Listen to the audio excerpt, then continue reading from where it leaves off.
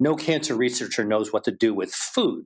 So I basically then set out to figure out how do we break down food into a way that you can study it using the same serious scientific systems that we use for drug development. In other words, if you really wanted to get at food as medicine, well, let's just study them using the tools in which we develop medicine. Welcome to the JJ Virgin Lifestyle Show with celebrity nutrition expert, fitness Hall of Famer, and 4-time New York Times bestselling author, JJ Virgin. JJ is a warrior mom whose knowledge and expertise have helped change hundreds of thousands of lives with over 3.5 million podcast downloads and appearances on Dr. Phil, Dr. Oz, The Today Show, Rachel Ray, Larry King Live. Whoa. This show is about you, not about me. I want to help you find practical, real-world ways to dial in your health and mindset so you can finally lose that weight and feel strong and energized. Stop settling for less than your personal best. It's time to find out how to look and feel better than ever. And I'll be right here with you the whole way. Hey, it's JJ, and welcome to the show. Now, today's show, we are going deep into food, but we're going to look at food in such a different way. So if you've been sitting there going, I don't know what I should be eating, kale, no kale, eat, not eat, fast, paleo, vegan, we have the guest of all times to talk about food. If you've been feeling at all confused, if you want to know what you need to do, if you want to know which food you want to be looking at, I've got the guy. I got the man here. It is Dr. William Li. He's a world-renowned physician, scientist, speaker, and author of Eat to Beat Disease. He showcased this on the Dr. Oz show. Hopefully you caught it there. I'll see if I can link to that one, but it's the book on the new science of how your body can heal itself. And he found this all because he was working in the biotech world and developing new products. I mean, this is finally the guy who is now showing that all of the things we've been looking at and dabbling with and finding that, wow, we do better when we eat blueberries, or we do better when we put some citrus on things. He's going to tell you why, because he has a totally new way of looking at food in terms of 5 defense systems, but also the research to back up everything. And, all the traditional foods we've been eating that we knew we were eating, they were making us healthier, but we didn't know why. You're about to hear why. So he's best known for leading the Angiogenesis Foundation. You're going to hear what that is all about. But he's got groundbreaking work that's impacted more than 70 diseases, including cancer, diabetes, blindness, heart disease, and obesity. And again, that TED Talk he got asked to do, Can We Eat to Starve Cancer? He's going to tell you the story of how he discovered this, has garnered more than 11 million views. He's appeared on Dr. Oz, Martha Stewart Live, CNN, MSNBC, NPR, Voice of America, and I think this is a first here for someone on my show. He's presented at Vatican's Unite to Cure conference. He's the author of over 100 scientific publications in leading journals such as Science, the New England Journal of Medicine, The Lancet, and more. And he served on faculties of Harvard, Tufts, and Dartmouth Medical School. And again, what is so cool here is I said all of the nutrition experts, all of the nutritionists, all the dietitians are standing up and down cheering for you because you are doing the research we've all been wanting to say, see, here's why you should be eating tomatoes. See, here's what resveratrol is doing. And then linked it up into a system. So this is super cool. Now, I want to do a shout out before we jump in today to my podcast listener, KC from San Francisco, who says, extraordinarily helpful. She gave me a 5-star review in Apple Podcasts. Says, I've been listening to JJ Virgin's podcast for several years and have learned so much. She's a launching pad to deeper dives into the resources she brings to us via her podcast. And would love to learn how to find a good functional doctor network in San Francisco. Many thanks, JJ. Hey, if you want to find a good functional medicine doctor, we will put that in the show notes today. I'm going to put them at jjvirgin.com/eat to beat. And that's spelled EATTOBAT. We'll do that. And we will put the link to where you can find functional medicine doctors. There's a bunch of phenomenal ones in the San Francisco Bay Area. So happy to help you there. And another great resource for that, the Institute for Functional Medicine. So we'll put all of that in the show notes. A lot of cool stuff in the show notes today. You're going to want to grab it. We'll also link to Dr. William Lee's Will, as he told me to call him, his book, Eat to Beat Disease, and his TED Talk and his free guide. He's going to give you a guide, his Eat to Beat Disease free guide as well. So lots of cool stuff, as always, in the show notes. Now, before we deep dive into food and how to really know what you should be eating, I want to share this awesomeness with you. Dr. William Lee, welcome to the show. I'm super excited to have you here. Thank you, JJ. It's a pleasure, and I'm delighted to speak with you. Yes. Well, I have been waiting patiently for you, my new friend, to have you on the show. I've heard so much about you and your work. It's incredible. Here you are, a doctor, a scientist, a speaker. You've done loads of media. You're just a disruptive innovator, which I always love that. And how did you, especially coming into this and kind of really getting into the food part of all of this, how did this all happen? Right. Well, JJ, I'm a physician, an MD, and I'm also a scientist. And, what I tell people is that for the last 20 years, I've been really doing what I was trained to do, which is diagnose diseases, which is the horse out of the barn, and then writing prescriptions to chase the horses down and see if we can actually corral them and get them under control. And about 10 years ago, I actually realized that there was a much bigger opportunity that was much more important to try to get at, which is prevention. And when you're talking about preventing diseases in the first place, you can't talk about medicines or biotechnology. Now, I've spent 30 years in the biotech world, and I've been involved with helping to develop 32 FDA-approved treatments. So I really know what that's all about. But I realized that if you're talking about health, you have to talk about food. If you talk about food, we really need to think about how food interacts with your health. And that's where my research came back in, which is how do we define health itself? And it kind of took me back to my beginning to really ask the question, what is health? And what do we know about it? And what can we know about it as a way of hacking into how foods impact our body? So I just think this is so profound that I have to sit with it for a minute, because the fact that you developed all of these therapies, you're working in biotech for like the biggest diseases we have out here, like cancer, and you come back and go, let's start to look at prevention, and it starts with food, is so huge. And it seems obvious, but it still is like, a big aha for so many people out here.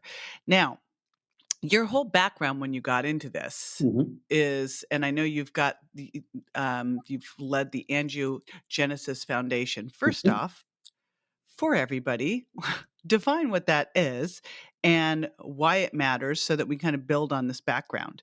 Yeah, so angiogenesis is just a fancy word that describes how our bodies grow blood vessels. And blood vessels are really kind of an unsung hero of the body. Most of us don't think of our blood vessels, but what if I told you that we each have 60,000 miles worth of blood vessels packed inside our bodies? That's like a gigantic ball of yarn. And in fact, it's so huge that if you were to pull out all the blood vessels in our bodies and line them up end to end, you'd form a line that would go around the earth twice. These vessels actually bring oxygen and nutrients. So whatever we eat gets into these vessels, and they feed every single cell in our body. So it's really our lifeline. And it is incredibly powerful as a defense system of our body, meaning if you don't have enough blood vessels, your organs die. And if you have too many blood vessels, you can have bleeding. The blood vessels can start feeding disease tissue. And so I got started looking at really the powerful nature of blood vessels to maintain our health, and how can you actually tackle them for diseases? And the diseases that I looked at were, for example, cancer. every cancer depends on blood vessels in order to grow. Without blood vessels, cancers can't get bigger than the tip of a ballpoint pen. But once blood vessels touch those cancers, they can grow as large as 16,000 times in 2 weeks. Wow. Explosive growth. So, and then on the other hand, if you don't have enough blood vessels to feed your heart, you wind up having heart attacks and strokes. So, and you can't recover from them. So, what I have always been interested in is balancing the body so that we have just the right amount of nutrition through our blood vessels, and that's really set the stage for me to think about balancing other health defense systems. Really, that food can actually influence as well. Yeah, and I know we're going to talk about those defense systems, but I want to bring up your TED Talk, 11 million views and counting. This idea, because as you're listening to that, I'm like, all right, so how do we get the blood vessels to be going to the right places and not going to the other places, which would seem like that's some of what you talked about with your Can We Eat to Starve Cancer talk. Let's go into that and what you discovered and talked about in your TED Talk. And we will link in the show notes for everybody. We're going to have the show notes at jjvirgin.com/eat to beat. We'll link to the TED Talk there as well.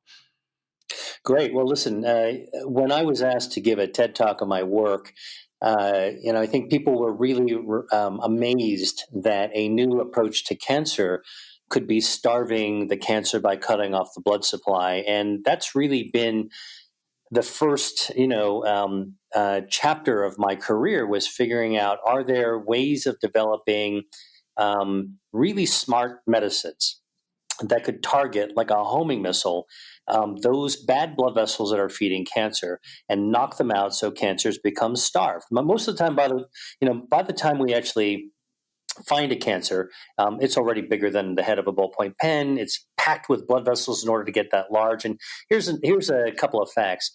The smallest tumor that you can feel with your fingers, so let's call it a self-breast exam, right, in the shower, we ask women to just be vigilant about, is about a centimeter in diameter. A tumor that size already has 1 billion cancer cells.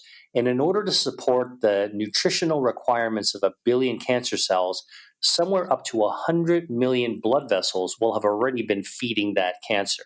So you can kind of see, even the smallest thing we can find is already fed. So what I set out to do at the very beginning is to say we have to find a really smart approach to snip those blood vessels and cut off the lifelines to those cancers. This was called anti-angiogenesis. And when I got started with this in 1994, this idea was essentially fantasy. People were saying it's impossible, it's not going to happen. And lo and behold, by 2004, we had the first FDA-approved drug. And, it improves survival in colon cancer, brain cancer, lung cancer, ovarian cancer, kidney cancer. It's one of these powerful new pillars of cancer therapy. And for me, that wasn't enough, because I started to realize in helping to develop these medicines, that the tools that we used to develop these medicines were so powerful that we could do more than study drugs. And here's what I, always tell my friends, like, how did you get into food? If you went to the top cancer researchers, at the National Cancer Institute, and you opened up the internet and ordered some chemotherapy powder to be FedExed the next day, they could the next day, inject their animal systems or tumor cancer systems, and within a few days, you'd find out how well the chemotherapy worked. If you actually picked up the phone and called in a pizza, that'd be delivered in 15 minutes, and no cancer researcher knows what to do with food.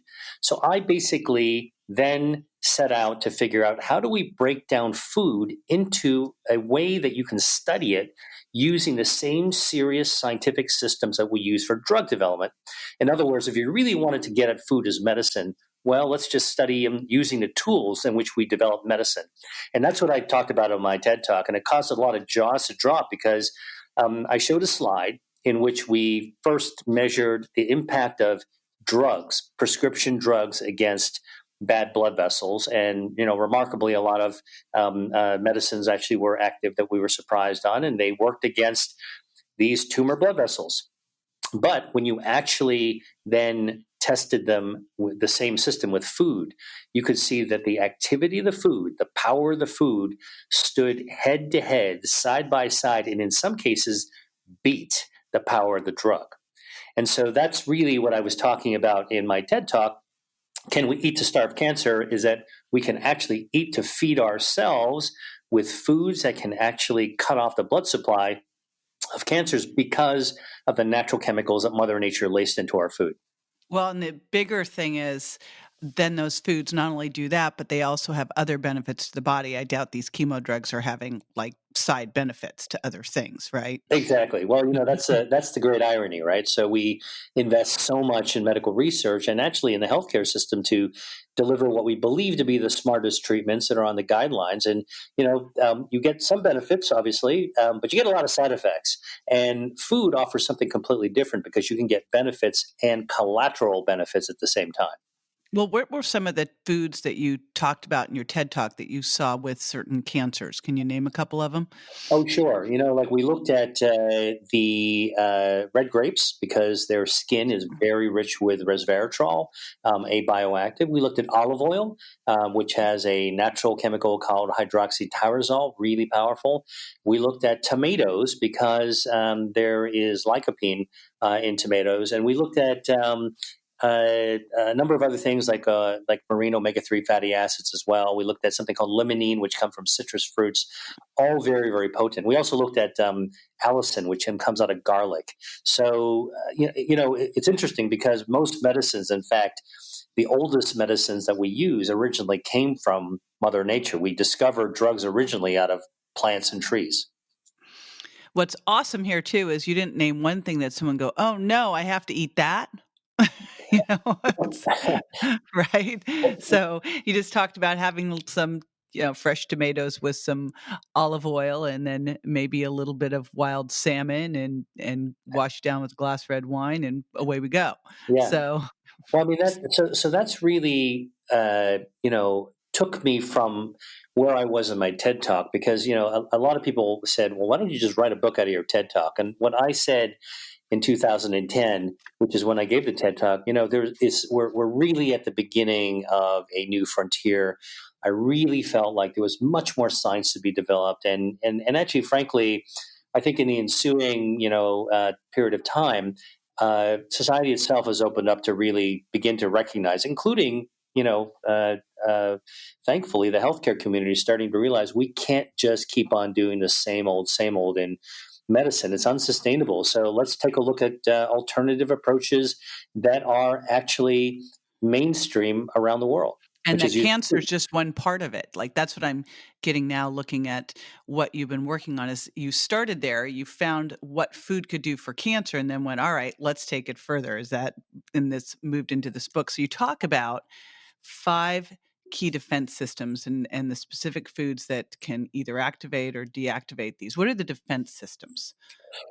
Right. So, when you ask somebody typically what is health, the answer that you expect is really, well, health is the absence of disease. If I'm not sick, I'm healthy, right? You go to the doctor, they listen to your heart and lungs or whatever, and then pat you in the back and say, hey, you're good. I'll see you next year. Well, that makes health seem easy, and it seems like it's invisible.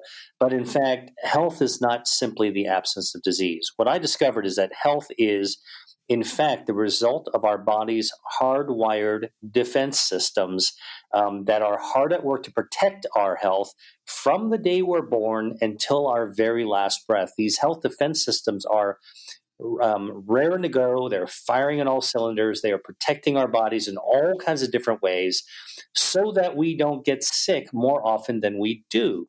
And because health is defined in that way, we can start to break things down because, listen, if health were just the absence of something, you can't operationally do anything about that. You can't do something about nothing. And so what I wanted to do is to figure out, well, how do we operationally define health? So 5 health defense systems that are coming from the cutting edge of biomedical research. And that's the key thing. like in my book, Eat to Beat Disease, I'm really bringing the readers to the real frontiers of medical research, and a lot of the information I write about health defenses, in fact, come from biotechnology, because all that investment to treat disease is as a benefit yielding information of how do we prevent from getting disease in the first place. So first, defense system, angiogenesis, our circulation, those 60,000 miles worth of blood vessels. We don't want too many. We don't want too few. We want just the right amount. And we do know that there are FDA-approved drugs that can both grow blood vessels and stop bad blood vessels. Now we also know that foods can do the same thing. Second defense system is our regenerative system. So what do I mean by that? Well, JJ, when we were kids, I'm sure your teachers like mine taught us that starfish and salamanders can regenerate, but people can't, right? Mm-hmm. That's kind of like what we always learned. But actually, the science tells us something different now. We know that humans do regenerate from the inside out through our stem cells that live in our bone marrow, and they continuously replenish parts of our body. And in fact, one of the reasons that we age, and sometimes some people more quickly than others, is that our stem cells are actually worn down or beaten down, or they're stunned by things that we do in our lifestyle, whether it's breathing secondhand smoke, or eating fatty foods, or eating too much salt or too much sugar. And so what's interesting is that I write about is that there is a whole new realization, and this is kind of jaw-dropping, that foods can stimulate and activate our stem cells to help us regenerate. Third defense system, microbiome. Everybody's heard about this. It's the 39 trillion healthy bacteria that live inside our bodies, mostly our gut, and those bacteria, in fact, are not only our friends; they're part of our body's ecosystem. And when you hear people saying, well, I've got irritable bowel syndrome or inflammatory bowel disease, or, frankly, even people are talking about autism, Alzheimer's, rheumatoid arthritis, lupus, these now seem to track back to problems, disturbances, imbalances of the microbiome. And so what's interesting is looking at foods that can actually help to rebalance our microbiome so that our immune system and our healing systems, and even our brain, our psychological systems, because the bacteria actually cause our brains to release the social hormone oxytocin. Fourth defense systems are DNA protection. So everybody thinks about DNA as our genetic code, but it turns out that our DNA is hardwired to protect us against the environment. Incoming damage like ultraviolet light, secondhand smoke. If you fill up your car at a gas station, you stand upwind or downwind of the pump, because if you stand downwind and you can smell those fumes, you're causing DNA damage inside your lungs. Fortunately, our DNA system can repair that, and foods can activate that repair and neutralization system. And then finally, our immune system is our fifth defense system, sort of the fifth leg of this super strong stool called our health. And every grandmother's told their kid that, your immune system prevents you from getting sick. But now we know that the immune system is more powerful than we ever imagined, because it can even protect us against cancer, and foods can activate that too. Now, when you look at foods, because I'd love to hear some of your big powerhouse foods. I'm sure you mentioned a couple earlier with the cancer ones, but do you also look at when you're eating? Right. Well, so this whole idea of the temporal nature of food is something that's really starting to be researched more carefully. For example, we know that the microbiome actually behaves differently at night than it is during the day. It's kind of like, animals in a zoo. They do different things at night, or in the jungle. They do different things at night during the day. When we eat, which then feeds our microbiome, it depends on what they're up to and what times we are. And by the way, if we're not getting really great sleep, think about how many times, I'll confess, because I'm a doctor, I've had to pull lots of all-nighters, being on call during training. Mm-hmm. Man, your gut feels like crap afterwards, right? Yeah. So timing, sleep, exercise, all these things, and the timing of when you eat actually makes a gigantic difference into how your body metabolizes, and how what food does good for you. And probably by eating at the wrong times, you wind up doing you unwind some of the benefits of the food. Yeah, I think that is so key important is, obviously we have to focus on what we're eating, but we also need to look at, there's been so much focus on how much. And I look at it and go improve quality and then look at when. So I'm glad that when is also factoring in here. And I think that's really fascinating that the microbiome behave differently at night. I've never heard that. That's incredible. So what are some of your basics on meal timing? And then what are some of your your big powerhouse foods that you've found? Right. Well, I think that everyone's a little bit different in terms of their timing, and everyone's life's different as well. One of the things that really is part of my philosophy of health and food is you have to adapt to the reality of your life. I mean, life's not perfect. People are busy, people are stressed, people are zipping around, and we can have the best of intentions, but oftentimes the reality of our lives trip us up, and we're not able to do everything we can do. What I tend to do is to say, no matter what, follow your body's signals. And so it's better to eat when you're hungry than when you're not hungry. When you're hungry and eating, it's better not to eat too much, but it's better to, and to eat more slowly. I don't think that it's necessary to eat three, square meals a day. And while there is data to show that, eating breakfast is actually associated with people who live longer, it turns out that really people who are vigilant about their diet and how and when they eat actually is tied to people being vigilant about other aspects of their life that are also health promoting. I think eating regular smallish meals is really good. I think that eating really late in the evening is not good. And I think that if you're not hungry, there's no reason to force yourself to eat. How many times have you gone Hmm. through the day and they're just like not into having lunch or a big lunch? You can snack on something healthy a little bit later, and you don't have to force yourself to eat at any particular time of the day. So I think the temporal nature of food is something that I'm very interested in as it relates to the health defense systems. In fact, you're pointing out something that I'm actually working on next, which is how do all these defenses interact during the day or night. Blood vessels grow differently during the day and the night. Stem cells, by the way, also behave differently. Like, for example, stem cells in our brain actually cycle through our brain in the middle of the night in different ways to help us grow memory and do other different types of things. So that's why if you pull all-nighters, you have a hard time remembering things. Your stem cells building those memories actually don't get you the same way. And so there's so many complexities related to the chronicity of eating and the temporal nature of eating. What I guess my general rule of thumb is eat when you feel like it. Don't eat too much, and snack. It's better to snack if you're not hungry rather than gorge on anything.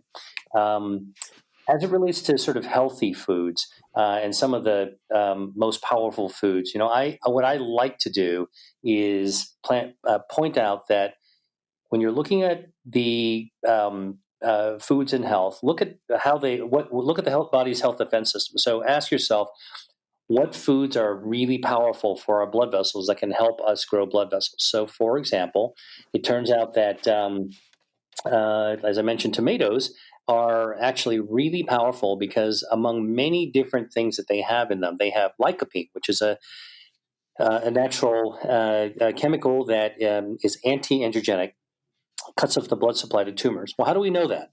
Well, we know that because it's been studied in the laboratory. So that's cool. Lab scientists know about it. But as I write about in my book, there's a study of 46,000 people, men, who were followed over 20 years, and it was found that men who ate 2 to 3 cups of cooked tomatoes, 2 to 3 times a week, about a half a cup each time. So it's not very much tomato sauce. Actually, had a 30% reduction in the risk of developing prostate cancer. Now, why would that be? Well, when they actually did the biopsy of people who wound up developing prostate cancer, they found that those who ate even more tomato sauce had less aggressive and fewer blood vessels. And now starts to make sense. You have a lycopene in a tomato that cuts off the blood supply to tumors, prevents the tumors from growing, and we even have a dose that's associated with that. And it turns out from that study that it's a half cup 2 to 3 times a day. We even have a preparation method, which is that you want to simmer the tomatoes in order to be able to change that lycopene, that natural chemical, from the form that comes in Mother Nature. If you pick a tomato off a vine and eat it like an apple, most of that lycopene will pass right through your body. But if you actually heat it gently and simmer it, kind of like, the old Italian grandmas did to create a sauce, you gently convert the chemical nature of that lycopene into a form your body loves to absorb. So it seems like what I'm hearing here is so many of the things that we sort of intuitively knew or found over years but didn't know why, you're now finding like the reasons why are starting to show up. Exactly. And that's so important because, the what is something that winds up sometimes becoming confusing, right? I get as confused as anybody else. Like one day some superfood comes out or super diet, and then the next week, I get whiplash because now the news reports say it's terrible for you. Um, I think if we ground ourselves in science and evidence, and this is where, I was telling you, I started to use the same serious scientific methods that are used in drug development, frankly, to begin studying foods, and that's how you get a real anchor point. Like science doesn't lie; it can change. Our knowledge changes, but the data is the data, and I think that's a great example is making sense of some of the long known wisdom that we've had in different cultures. Right. That's what I'm really, things that we've done for hundreds, if not thousands of years. It's like, okay, here's why. And you're making everyone in the nutrition field who have been doing this excited because now we have the research to back it up. Because that's always been one of the biggest challenges with nutrition and supplements, for that matter, is, who's got the money to put into it to really study these things to show them for what they can do. As you were talking about tomatoes, I thought, my gosh, if that was a drug, every single person would be, and it was cost the amount of money it costs, and it was delicious, it would be on every prescription pad. Well, let's dive a little bit deeper. So, I'm sure, JJ, you go to the market like I do in the summer. How many different varieties of tomatoes are out there, right? You get baskets and bushels and all these different choices of tomatoes. So, one of the things that we're doing now is asking what type of tomato is most powerful for your health. Which ones have the most lycopene, for example? So I can tell you, there's a type of Italian tomato called a San Marzano tomato, kind of thick skin, great for sauce. Comes originally from the volcanic mountains of Vesuvius near Italy, but anybody can get them in the form of a tomato paste or even a canned tomatoes, peeled tomatoes. So they're easy to get. Almost anybody can find them almost anywhere. Cherry tomatoes. Remarkably, kind of tomatoes seem to have the same amount of lycopene. So when you get a smaller surface area, like a tiny little, cherry tomato that'll just like pop and explode with flavor in your mouth, a lot of a bang for your buck in terms of the lycopene. And then, I've been noticing over the last couple of years, you start seeing tomatoes that are kind of like black tomatoes almost. They're kind of brown, black, reddish tomatoes. Those are really packed with lycopene as well. And so, what's interesting is that when I go out to the store myself with this knowledge, I naturally start looking for, well, what's a variety of tomato, and can I find a San Marzano, or maybe I should try cherry tomatoes, or hey, look, those black tomatoes, I know they're going to be good for me. I'm just going to get those instead. I just wish I liked cherry tomatoes cooked. That's the only bummer. I was listening to that going, oh yes, I love little cherry tomatoes in a salad, but you really, really want to cook them. So there you go. Bummer. But maybe we can put them in sauce. We'll try. Well, besides nutritionists, I'll tell you that the interesting thing is that I'm actually finding a lot of chefs are coming back to me that have read my book, and they're super excited because when they see something like a cherry tomato, I mean, look, maybe you and I would have trouble finding a way of making cherry tomatoes the way that you like them, but I bet a chef could figure it out. And so, one of my missions, I wrote this book not to sell a supplement or anything. I did this as a man on a mission because I spent my whole career really leading the nonprofit world, trying to figure out what can we do to generate solutions for people that are real, like practical, that we can get today, not tomorrow. The promise of research is always tomorrow, tomorrow, tomorrow. And I wanted to do things that we can actually benefit from today.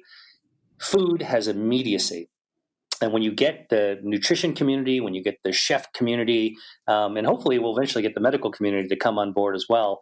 I think we're looking at a kind of a brave new world, hopefully a better one and a tastier one. Well, and what's nice about it is it's also a world that's available to everybody because, this is one where you can go down to the farmer's market and you can buy a cherry tomato. Someone's not going to be able to go do stem cell therapies, but they can do stem cell therapies by deploying the food tactics in your book, right? So it really makes this democratizes health as it should be. It makes it easier for everybody to do this because I look at this and I go, if we just increase the quality of our food, ate whole, unprocessed food, and started to exercise, had real meaningful relationships, got good sleep, had some kind of mindful practice, most of what we're dealing with would go away. You know, Amen, amen to that for sure. so you kind of took it back to where we all have been sitting here going, well, if we just ate better food, now you're actually giving the rational, scientific, research-based foundation for it. And it's like, we have been waiting for you. Thank Well, you. I'll tell you. Well, listen, this is important work because I'm trying to get other people to be involved in it. I'm also trying to teach people that in the dialogue about food and health, there's been so much attention on what we should remove from our diet, right? So that's why it becomes a bummer for most people to think about healthy food as like, oh God, I got to eat celery sticks or whatever, or only kale. What I'm trying to show using scientific evidence is that we can lean into our diet, and the science is advanced now, so we can, for the first time, think about what to add to our diet and focus on that. More good decisions mean there's less room for making bad decisions. And if we're mostly activating our health defenses, you know what? Our bodies are probably strong enough to take a couple of hits from, some indiscretions that we're all going to be doing every now and then. Right. So you don't have to get an A plus. And I had a great mentor early on who said, add before you take away. That was the first thing, is if you just start by starting to add, you read this book, and I know we've got a great Eat to Beat Disease guide. You read this book, we'll put it all in the show notes. You start adding in quality foods, it starts to push out that other stuff. And then, every once in a while, if you have a little birthday cake and you can have a gluten-free one, you're fine. That's not the problem. People always seem to worry about their birthday will. And I'm like, well, that's once a year. I'm pretty sure that's not what's creating the issue here. Yeah, It's, you know, that's totally the fact. And honestly, I was taking care of people in the Veterans Administration Hospital once, and I felt a duty to really try to give back to the people that put their life on the line for us, protecting our country. And, these guys had all kinds of bad habits, as they got older. And, a lot of doctors would scold them, but I would never do that. I would always tell them my philosophy is life is for the living. You got to enjoy your life. What we need to do is to really figure out what are the good things we should add to our lives first. Do that exactly as your mentor said, and then think about then things that we might be able to adjust to be able to have mostly good decisions made. And that's just a reasonable way to navigate. and very doable. And that's what's most important. So again, I want to remind everyone, here's where I'm going to put this, jjvirgin.com, Eat to Beat, and you are going to get Dr. William Lee's Eat to Beat Disease Guide. I'll also have a link straight to your book and to your TED Talk. The book is Eat to Beat Disease, New Science of How Your Body Can Heal Itself. Like I have been hearing such amazing things throughout our health community on you. I'm super excited to share this with everybody. I'm thinking a bunch of the health coach and chef schools that need to have this as well. It's thank you so much. I mean, this is such important work, and we all appreciate you taking it on. Well, it's a real pleasure to share it. I think the most important thing is I want everybody to be as excited as I am that we can actually start to lean into the healthy food that we all like. And if you start with things that you already prefer and that you love, then you're already ahead of the game. It's not actually hard to eat really well. Yeah, that's so important because I think people look at, I have to get healthier, so I have to eat kale, and then they're out, So none of the foods you mentioned here would be anything someone go, oh, darn. So it's totally doable, and I thank you so much. Now, I'm going to share some top takeaways from this. I'm going to take what Will said, give you some actionable things to do right away. So be sure to hang in, and I'll be right back. I kind of put Will on the spot there when I asked him, because we were talking all about which foods, and then I asked the when question. And I've been very personally obsessed with food timing. Like, when should you eat? Fasting, intermittent fasting, or time restricted eating, late night eating, whether you should eat breakfast. So I was like, oh, heck, I got an expert here. Got to find out what he thought about this. So I want to give you a couple key takeaways. Number one is to, of course, go to jjvirgin.com/eat to beat and get the Eat to Beat Disease guide that he gave you, and grab the book too. My goodness. Let's focus on the foods that make a difference, and focusing again, I keep stressing, improve your food quality. I loved what my early nutrition mentor, Robert Cran, told me was just number one, add before you take away.